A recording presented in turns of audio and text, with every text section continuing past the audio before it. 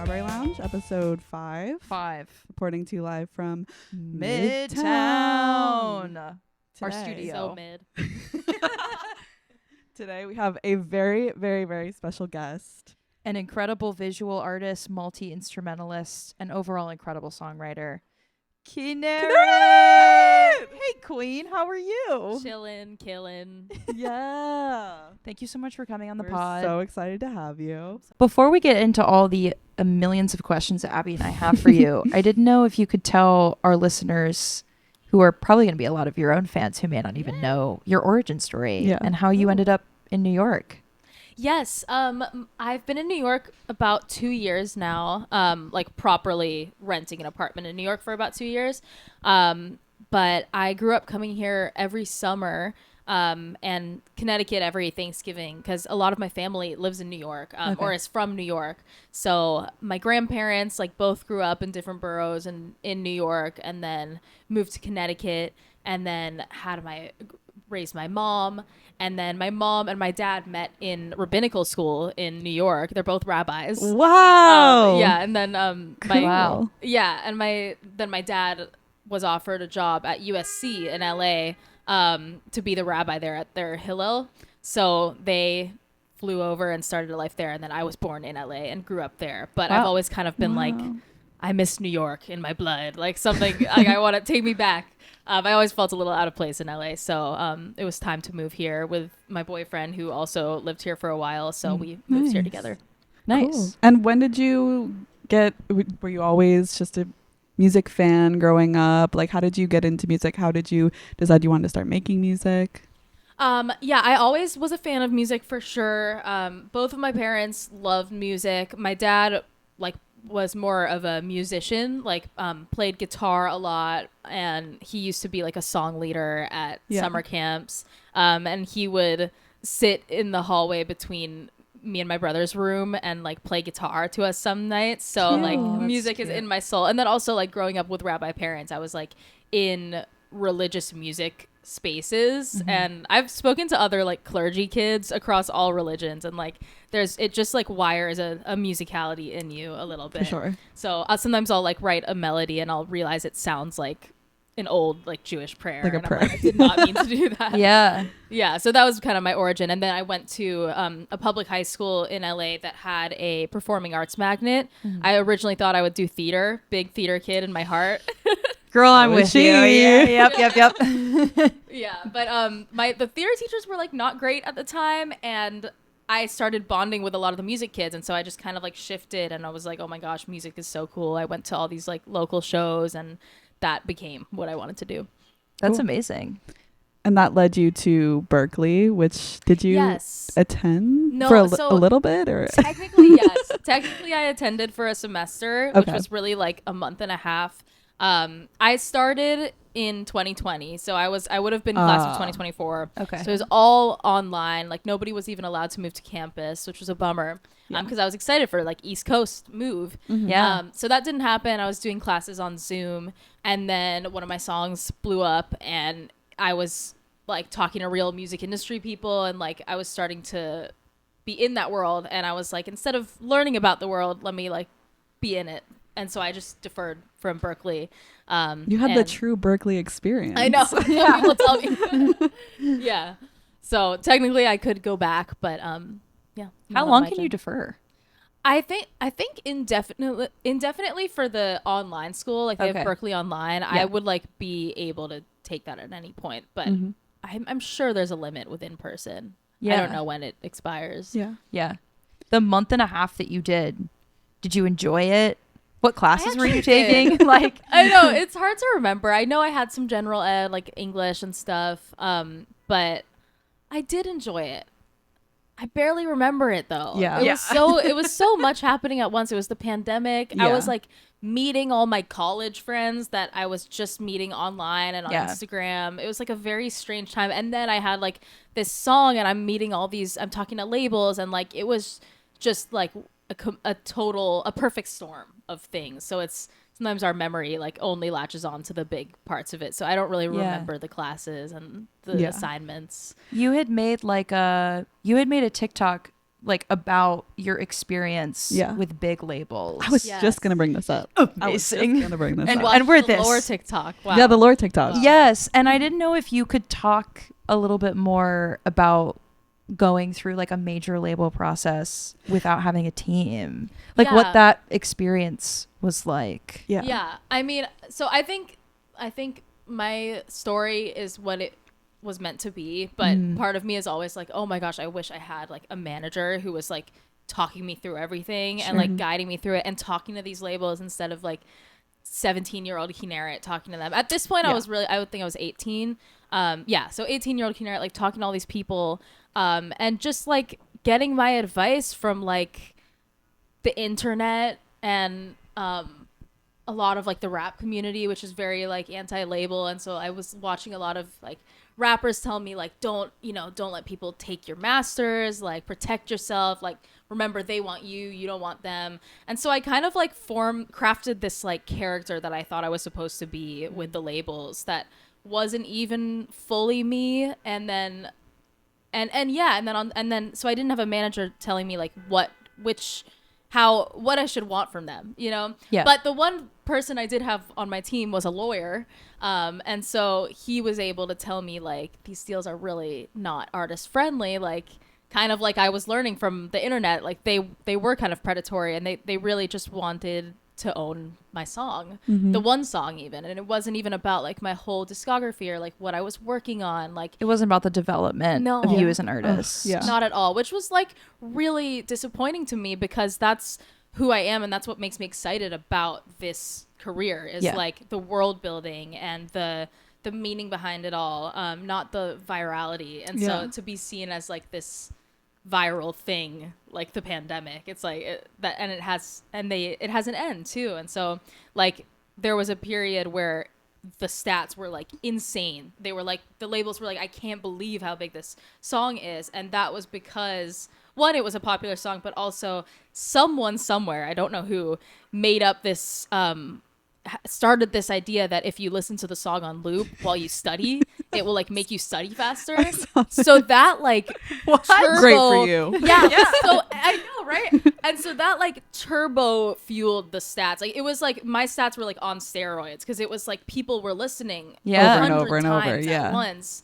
Yeah, there were whole playlists that were like No Wind Resistance on loop, and they had like thousands of followers. And so it was really like shocking for these labels to see these numbers. And so because of that, they kind of like love bombed me. Yeah. They were like, we want you now. Like, look, we'll like give you money. We'll do all these things. And like, here's the deal. Sign it now, you know? And then had you just like uploaded Wind Resistance to like TuneCore or DistroKid? Yeah. Wow. Yeah. It's amazing. Yeah. And I kind of avoided TikTok for a while. I was like, I'm not downloading that app. Like, it ruined me. And then I finally caved and I like saw another artist post something that was like vibing to my music every day until it blows up. And that like kind of worked for them. So I did that too. Sure. And then it worked for me. It doesn't work anymore because it's so like oversaturated. Like I wish I could do that for all my songs. But yeah, so that I just did that. But yeah, so I kind of got love bombed. And then the moment the stats started dipping, because trends come and go, and like some people, like a lot of people were still listening to the song, but it wasn't getting these like turbo stats on steroids from like the loop listening. Like that trend died out. And so they saw this huge dip in the stats, and then they were like, oh, you know how we said we would like give you this crazy deal, like we don't want to give it to you anymore. Jesus. And we don't and wow. And I didn't sign the ones originally because we were trying to negotiate something more artist friendly. And so I'm like negotiating, and then they're like, actually, like you're asking too much and you're not worth it, and bye. Wow. Yeah. Wow. So it was like it was a storm. It was like a big storm, which was awesome. There were so many good sides, and then there was just like a lot I learned, and there was a lot of disillusioning about music. Yeah, I'm sure. It's a good lesson to learn that young, but it's also like crazy. Yeah. But you were so smart. Like that was the right thing to do. Yeah. Looking back on it now. Yeah, because had I signed also and then the stats started dipping, like who knows, like they could have just like tabled me and been like, okay, focus on Ariana Grande again. Like, you know, with these major labels, like. And then you're just stuck in a contract for years you can't get out of. Yeah. Yeah. We have all heard stories like that, you know. Yeah. What is like, I mean, you don't need to get into the details of what these look like, but in like a blanket sense, what makes a bad contract? Is it the splits? Is it what they have like control over your image of? Like, what were those things that were red flags to you? mean, it was a control thing. I think had I had a manager, I would have been able to answer even better, because lawyers are really good at like just looking at the facts and like, what are they saying they owe you, what do you owe them, and if you owe them something worth more than what they owe you, then it's not a good deal. Like they're very logical in that way. So that's what my lawyer was seeing, was like they were asking for more from me and they were getting a higher split of what you would be making than they are guaranteed to offer you. Sure. But I think had I had a manager like I do now, they would have maybe told me like, so yeah, there's some uneven balance, but knowing this guy at this label or this woman at this label, she knows the person who owns the playlist at Spotify, and they could maybe add you to that. And like managers kind of know the nuance a little bit more, totally, and can help guide you. But there is also the downsides of that too, because they can get lost in the networking sauce and then forget that like you're losing money. You know? Yeah. That makes sense. Today, are you signed or are you independent? I have a distro deal with 1RPM. Nice. Okay. Yeah, and so I'm like technically independent, but cool. 1RPM's great because they like have a lot of label type services for their artists. So yeah, cool. Yeah. Good for you. Thank you. That's great. I feel good about where I'm at right now. And let's talk about touring, because you just queen came back from a very successful headline tour. Thank you. Do you like touring? I do. I love the greatest thing is like seeing someone that you've never met like sing your song with you, and so that is why I loved touring so much. And I also like how active it gets me. Like it's kind of its own world. As you know, like when you're touring, you're just like in your own little universe. It's a lot of work at this level. Yeah, bro. It's a lot of work. The merch booth, the backdrops, like there's just a lot of like, there are so many moving pieces, and it can be overwhelming. And I have like OCD, and so I'll like fixate on the one thing that needs to be done, and then if someone else is doing something else, it's like a big puzzle sometimes, and that can be really tough. But once I'm like finally arrived on the stage and the tech is working as it should, like I hope, then it's like the greatest, and then that reward like makes up for the bad. But I would like to get a little bit more help on the next tour, maybe a tour manager coming with me. We've been saying that too. Yeah. We need help. We would love to like travel with a photographer and a TM, and then it's like, man, but who has the money for that? Who has the money for that? Yeah. And you don't want to like take advantage of good people. Of course. Totally. You're also like, you're a maximalist, both like sonically, stylistically. That's the Kinneret vibe. Yes. Do you feel like it's hard to, because like when you play shows in New York, you're in your own house, you can bring whatever you need to. Do you find it hard to bring all of that on tour with you? Yeah. Or is that just like who you are naturally as a person? Yeah, it's there's no like other option for me. Like when it comes to the outfits, I'm not gonna not like put on a fit. Of course. You know? Of course. So that's like, but there are little accessories that you don't want to, like little earrings you don't want to break, and so that adds to it. And then I had a backdrop on this tour which felt like necessary, because it was like the album just came out and it was like a backdrop that was similar to the album cover. Totally. But some of the shows we just abandoned it because the venue had their own cool backdrop, and I was just running out of time, and so we just ditched it. So but yeah, the maximalist approach of like more whimsy, more color, more things, can like, I am kind of digging my own grave when it comes to that sometimes. And I do think like there's another me who just like only wrote songs on guitar and like brought the guitar places and plugged it in and had my mic, and it would be so simple. But that's just not really my style, I like going to those shows, but I know my brand, and I want to commit to the brand, Yeah. You were just talking about how like people suddenly know what you look like, even though they know all of your music. Yeah. And the relationship between music and fashion is so important. Like even with us right now, as we're rebranding and we're going a different way sonically, like I'm thinking about, okay, like what colors do we want to be wearing? Like I think about how I cut my hair. I think about like like, what do I want more? Like, do I want tattoos? Like, what shoes should I be staying away from? Like, it totally does change the relationship of your music and what you're wearing, and it's all kind of wrapped up together. It's totally wrapped up together. I think the tough part is that, like, as humans, we change, like, naturally, and so it's you got to, like, find the balance between having your branding, but also making sure that that branding is something that can, like, bend and stretch with you. So like, I try not to be too specific, like, you know, maybe the brand is like maximalist, but not tied to, but every album can be can be different colors, or you know, maybe a different kind of drums, or like sonically it can change a little bit. I try not to, like, box myself too much, because sometimes I'll think that, like, oh, this album I don't think has any 808s in it, and that was like the only bass I used was 808s, like, in all my past music, and I was like, oh my gosh, like, am I still KINNERET?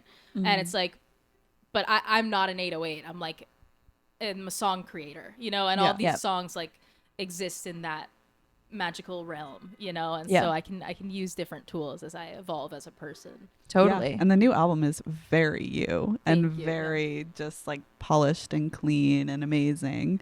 And I didn't even notice that there were no 808s until you just said there were no 808s. There's a lot of bass. It's Yeah. just not 808. Yeah, but that's so true. Yeah, I feel like we got to dive into Field Guide. Let's do it. Can we start with the cover? Yes. Because that's what I'm really The cover is excited to beautiful. talk about. It's really beautiful. I love that you, like, we were, like, stalking your website today too, which also, like, you got to tell me what you're using. Like, did you design it yourself? It was like, I was kind of directing the design and working with a website designer and developer. It's beautiful. And the fact that you have, like, a field guide that people can read, there's a maze, all the lyrics. I was like, genius is happening here. Like, it's so cool. When you decided to name the album Field Guide, did you know that you wanted to use, like, some of your grandfather's pieces? How did that come together for you? It was, so the runner-up album name was Migration, like birds, and also is kind of a migration of, like, my eras, and but then I thought of Field Guide. I think I was looking at a field guide, and it was just perfect because it, you know, it has, like, so much branding potential with it, like merch. Like, I can make a field guide to field guide, and field guides are visual and also words and like philosophical, and they guide you through things, and I feel like a lot of my lyrics are like my philosophies of life, and so it feels like a guide. So I was really excited about that name, but the working with my grandfather's art idea happened after thinking of that name. And it was actually my manager, she didn't think to use my grandpa's art, but she had this idea. She was like, what if it was like you and a bunch of, like, taxidermy animals? I was like, wait, yeah. And I had just gone to the Natural History Museum, so that image of, like, a diorama was really in my mind, and I was like, what if we did a diorama? And then I just thought those bird sculptures that my grandpa made, like, I just grew up staring at that, like, since I was like 3 years old. I would just stare at them in awe, and it was a really special thing to put them into that diorama as, like, and see them come to life with the. How long did it take you to, like, put that shoot together, and then where did you shoot it? I'm just like, I look at it and I'm like, there's so much going on here. Like, how? It's amazing. Thank you. Yeah. It was in my grandpa's studio. Okay. So yeah, cool. The plants in it were foraged from my grandparents' property in Redding, Connecticut. Brought in, and then there were also taxidermy animals that were sourced from, like, Brooklyn taxidermy or prop houses that we brought to Connecticut. But the whole thing is really one mastermind, Wes Santos, from Wes and Alex, and they are like this duo, a photography duo, but my manager's just, like, really good friends with them. Cool. Like, they're buds, and she was like, we got to get Wes on this project, because once, like, he went to a wedding and, like, sourced from Facebook Marketplace, like, all these chairs, and then added like flowers to them. Anyways, she was telling me how crafty he was, and she was like, I bet he would do this as a passion project. And he was excited. Like, we paid him. It wasn't fully passion project, but, like, it was way less expensive than I think if we brought the idea to like a whole crew. Sure. Sure. Because it was him and his grandma, one of his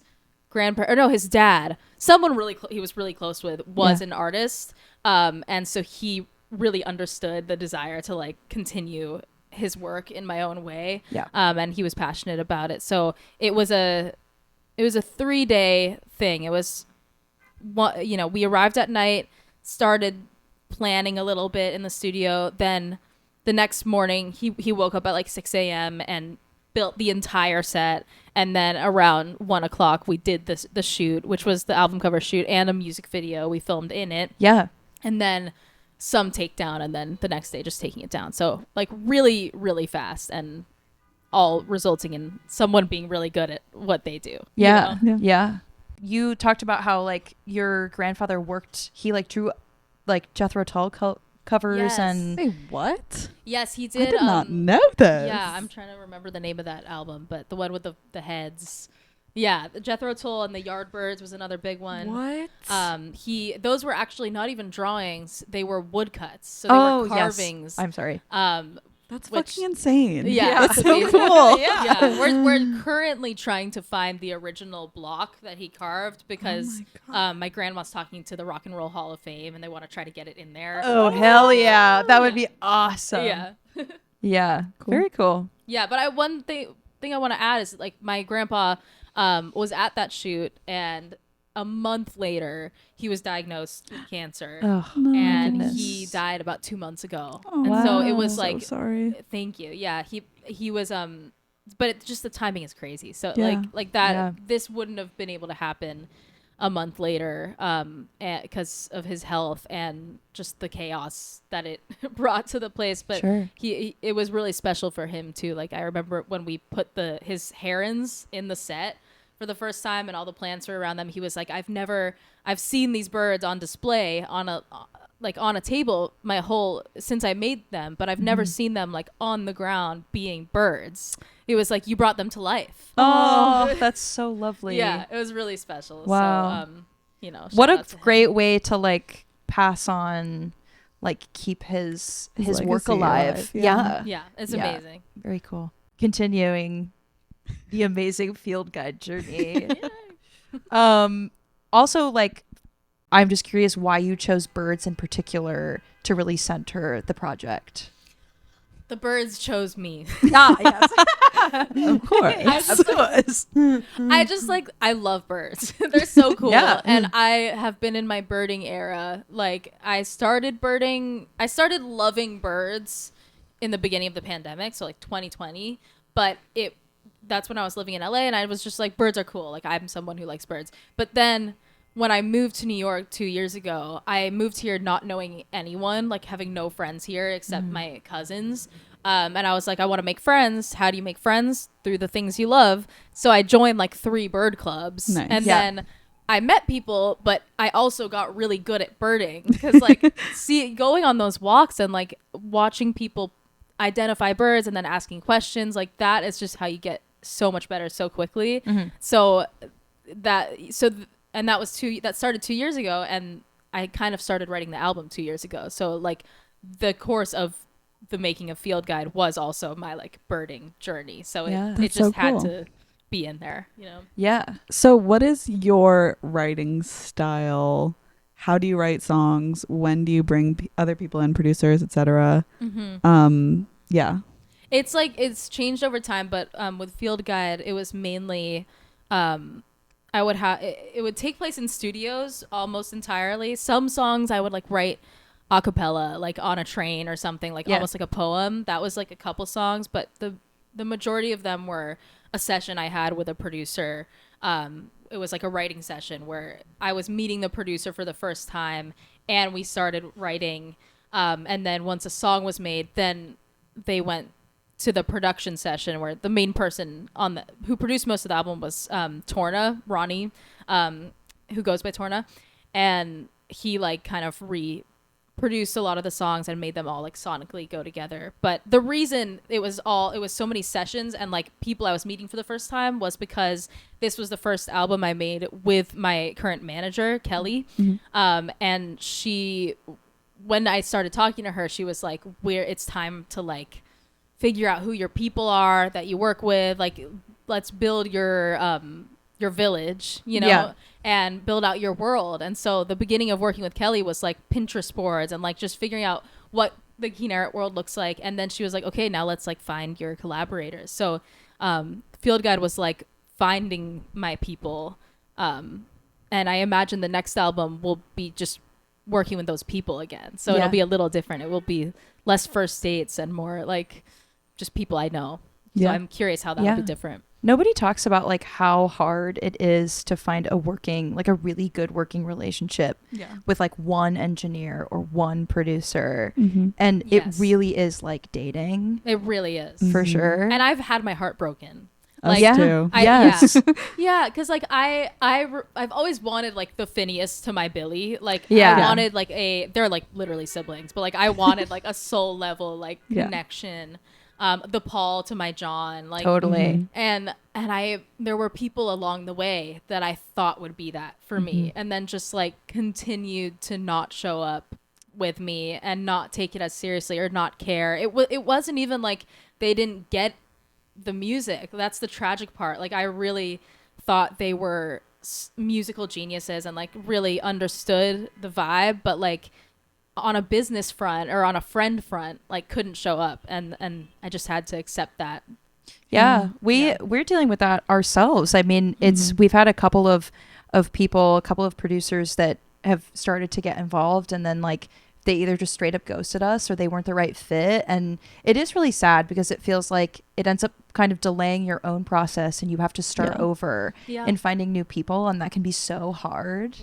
And like people maybe not intentionally not trying to take it as serious, like they're not taking it as seriously as you are. And they're not trying to like be mean to you, but it feels your work is so personal. That it's like, well, what did I do wrong that you don't want to be a part of the project? And sometimes it has nothing to do with that. Totally. But it's such a tough rejection for sure. And you never really know why the rejection happened. You have to just like trust that it was meant to be that way, you know. Do you feel like you had to do a lot of like producer dating before you ended up with the team that you have, or did it fall into place? I think it's the past 2 years, like in the making of Field Guide, it fell into place way more. But that's because I'm just older and more mature, and I know how to sift out who's good for me and who's not.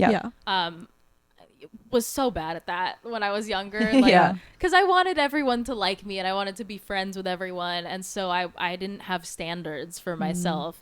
And so like. And now I'm really talking about dating, but like I just like they go hand in hand. It's like, oh, you like me? Okay, great. I like you too then. And it's supposed to be flips, you know? And I think that's true. That can be true in musical collaboration too. Like, oh, they want to work with me. So great. But now in the making of Field Guide, I was like, okay, what are they good at? Are they listening to what I actually want to happen in this song? Like, do they actually align? And then do they want to work with me? You know? Okay, going back to touring for a second. If you could tour as support for any artist band, who is it and why? Magdalena Bay. Yep. Period. That makes perfect sense. It aligns. They're awesome. Yeah. I think their fans could be my fans. Like, Totally. I want to get to know them. Yeah. And that would be just so fun. I feel like if Hemlock Springs called you that's up. the other one. Yeah. That's literally the other one. We'd be like, exactly. Yeah. Magdalena Bay, Hemlock Springs, Ali X is another one. Yeah. Yeah. And then obviously like even bigger people. Like I want to open for anyone who like has nice people that go to their shows and are fun. Yeah. All right, should we play our little game? Yeah.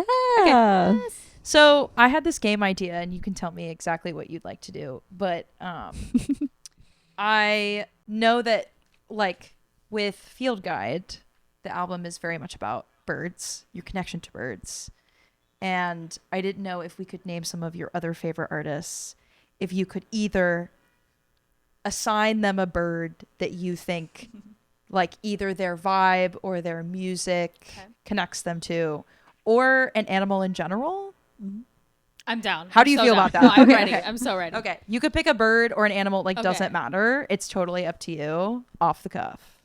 I want to also like Hemlock Springs has bird vibes. I want to add her in. Yeah, we And could start Magdalena with Bay. her. Okay, yeah. yeah. Yeah. Let's start with Hemlock Springs. I'm okay. It's definitely like a colorful like bird of paradise, like one of the ones Oh, that yeah. does the dances. Yeah, Um.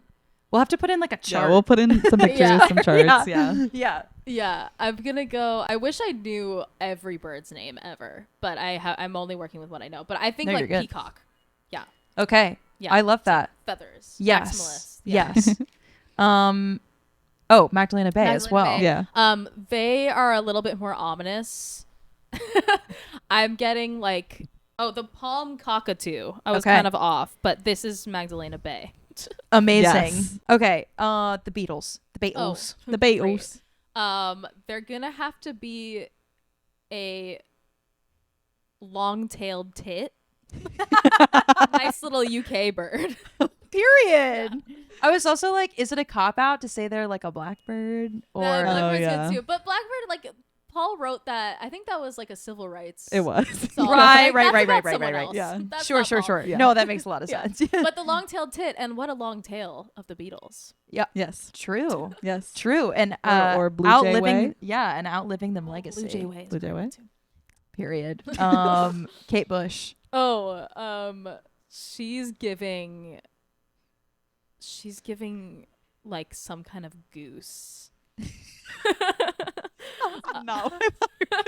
She gives goose like maybe like gray lag goose. Okay. Okay. I love that. Okay, Pink Floyd. Oh God.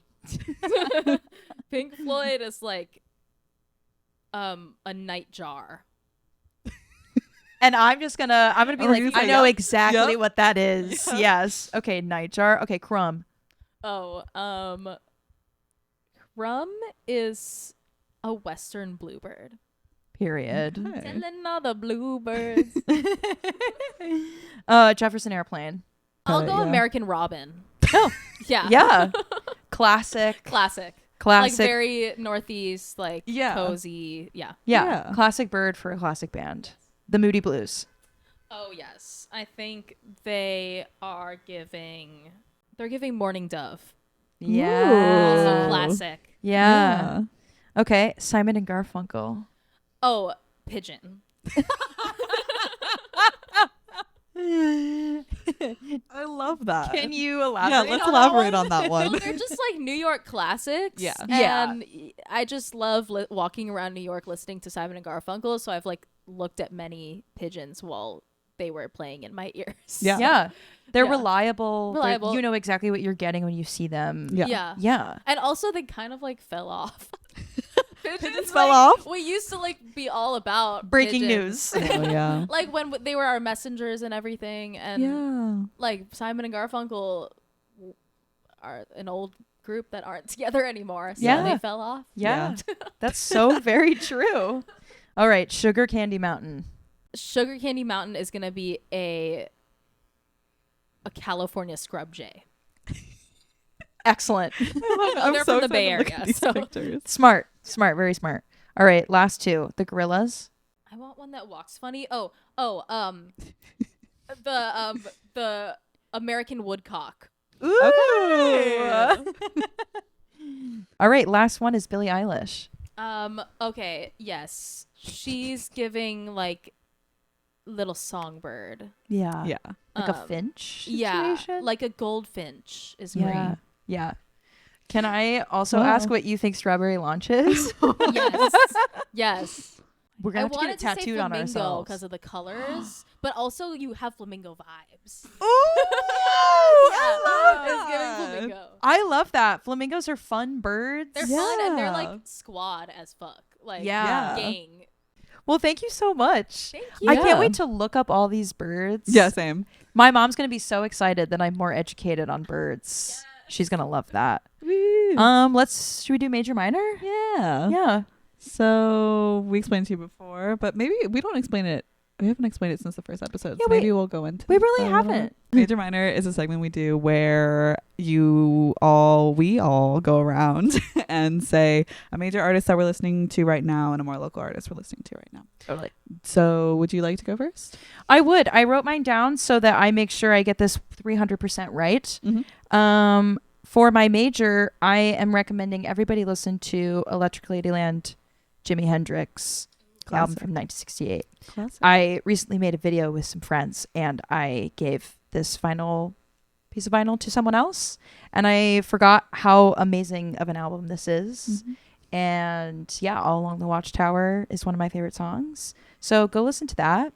And my minor is from a very cool, I believe she is Norwegian artist named Yinling, and she put a new album out called Time, Time, Time. I'm in the Palm of Your Hand. Very cool, very shoegazy. We met her one year when we played, and she was great. And, you know, she didn't really have a lot out. And now it's like her music took off this year, and she's starting to tour. And she was down at South by, which was awesome. And I got to see her. So I'm so glad so glad she's doing well. And her album is awesome. So go listen to it. Yeah. Okay, should I go? Go for it. Go for it. For major, I'm gonna plug Crumb because they're like one of the OG bands that got me making music. And I want to plug their first EP ever, Crumb EP. It's before Lock It. It's 3 songs, and those 3 songs are always slept on. Specifically, Vinta, I think is a really fun song. Okay, good pick. Yeah, so they're great. And then my minor is gonna be Scandinavia. Which is the name that the person who played keys for me on tour, Sophie, goes by, and her music is incredible. And she released an album called Little Room. Awesome. That is like just so amazing. And if you like the kind of like fun, like bedroom pop, weird core, maximalist energy, then you're gonna really love her. She's based in Nashville. Yeah, amazing. Cool. Love it. Love. It is fall. It's chilly, so I'm listening to folk music. I'm listening to a lot of Simon and Garfunkel, specifically the Simon part. The Paul Simon self-titled record I had. Every year I go back to Graceland. Graceland is one of my favorite albums of all time, but this year it's the Paul Simon self-titled. Specifically, Run That Body Down. That's my favorite song on it right now.